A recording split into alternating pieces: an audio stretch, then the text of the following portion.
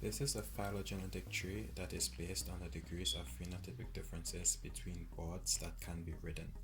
In this case, the differences among the boards serve as the operational taxonomic unit, or OTUs for short.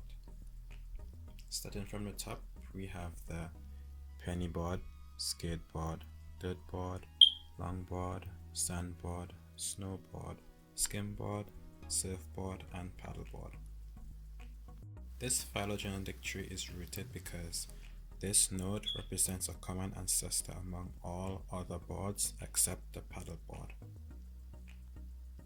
The paddleboard also serves as our outgroup because it is most distantly related to the other boards, it being the only one that uses a paddle. The phylogenetic tree was organized in a manner that showed the way the boards were designed and what they were designed for.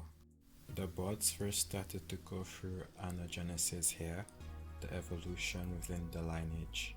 They went through anagenesis until they were different enough in order to diverge in this area. This divergence is known as cladogenesis, and it is the splitting of one lineage into two. So in this area, the boards split into boards that are used on the sea and then boards that are used on land. The boards then diverge again at this point into boards that are used on or near water and into boards that are used solely on land. Then again at this point into boards without wheels, so the sandboard and the snowboard, and into boards with wheels, which involves the longboard, dirtboard, skateboard, and pennyboard.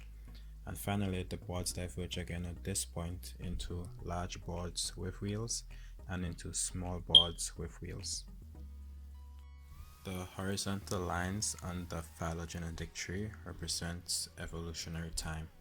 The short lines like this ones represents that these two boards had a common ancestor more recently than a longer line like this one, which shows that those two common ancestors was more recent than these two common ancestors.